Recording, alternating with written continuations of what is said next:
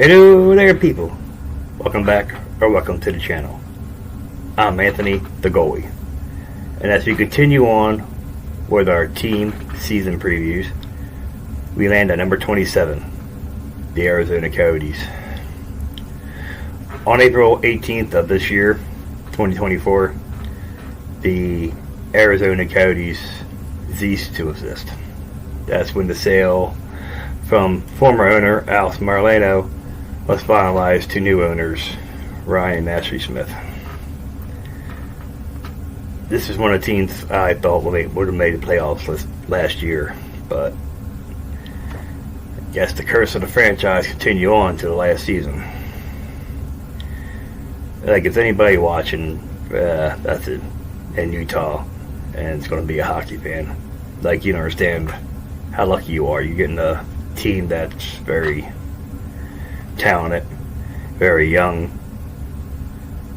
and this team could be special in a couple of years.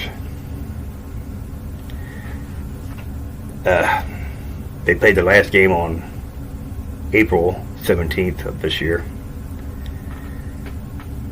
and now they start this upcoming season known as the Utah Hockey Club.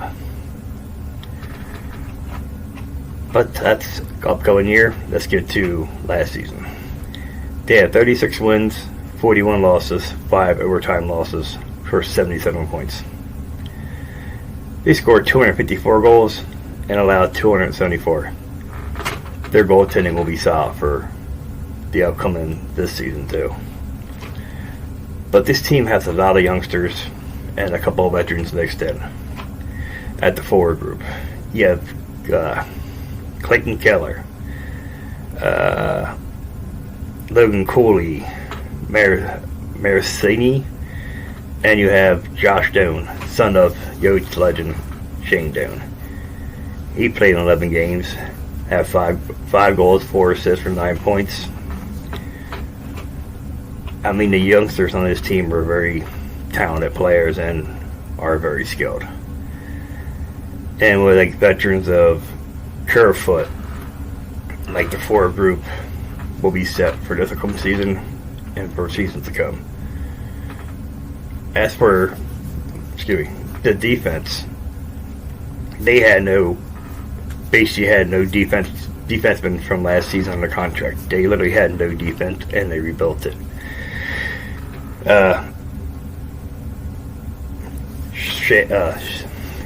Sean Dursey, he re-signed, and he also acquired Mikhail Sugarchov and John Marino in trades.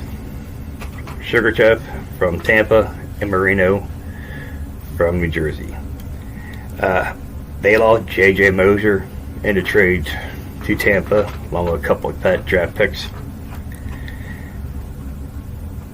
They're deep. The goaltending will be top notch. Connor Ingram played in 50 games, 23 wins, 21 losses, 3 overtime losses, a 2.91 goal against average, and a .907 save percentage, along with 6 shutouts, which was tied for the league. Ramakov was the starting goaltender at the start of last year, and Ingram pretty much surpassed him. Ramakov can play great against tougher teams. Lesser teams he can struggle against. But he played in 38 games, 13 wins, 19 losses, 2 overtime losses, a 3.35 goals against average, and a .895 save percentage with 1 shutout.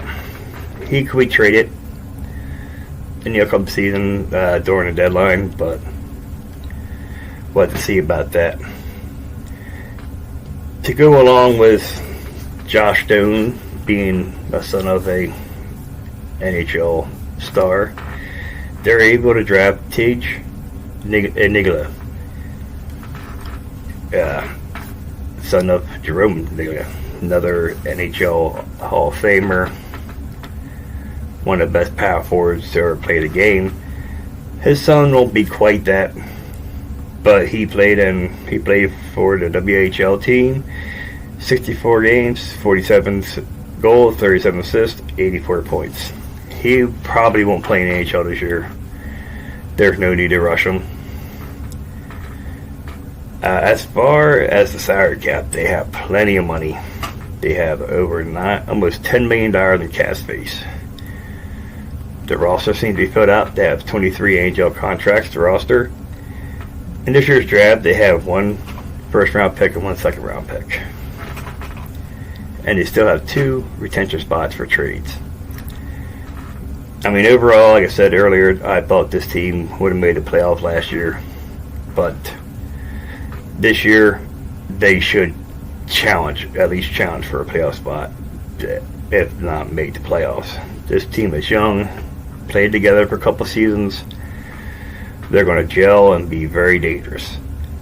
I don't want to say Tampa Bay Lightning dynasty, but skill-wise and cap room-wise and how a lot of their young players are locked up to long-term deals, this team could be very scary for a very long time. And like I said earlier, Utah hockey fans, you don't know how lucky you are to get a team this talented. But one thing that still bothers me, the Arizona Coyotes history, along with the original Winnipeg Jets history, is just sitting in limbo. Hopefully they can figure out where these histories belong. I would just keep it with Utah, but I understand there was language inside the sale, but if he walked away like he did, just put the history with Utah. And as I said earlier, this team at least should challenge for a playoff spot, if not make the playoffs. And if they do make the playoffs, they could make some noise. So tell me what your thoughts are of the now Utah Hockey Club's upcoming season that they'll do in the comments below. And if you like it, our comment we're producing on the channel, please hit like and subscribe. And until next time, have a good night.